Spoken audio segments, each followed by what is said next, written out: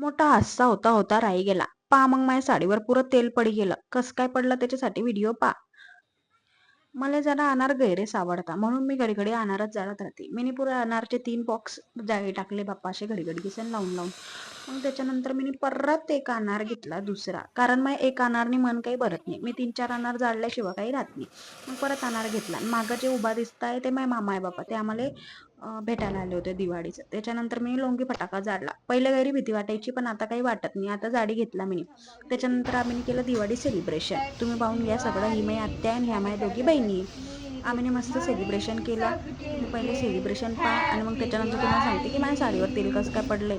तुम्हाला ते तडी एरो दिसेल तिकडं पहा फक्त तुम्ही कसं काय झालंय तर ते.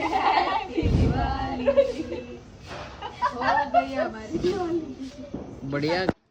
पहा मग हा दिवा जो होता तो मग माझ्या साडीवर पडी गेला आणि पुरी माझी साडी तेलाने खराब होई गेली बापा. एवढी चांगली साडी एवढी चमकत होती पुरं त्याच्यावर तेल पडी गेलं. आता हे तेलाचं डाग सांगा मला कशाने निघेन जरा बरं. मला काही माहिती नाही. पूर्ण चांगली साडी खराब होईल. त्याच्यामध्ये केस बी माझ्या तेलामध्ये भिजी गेले. बरं झालं की हा दिवा जो होता तो विजेल होता.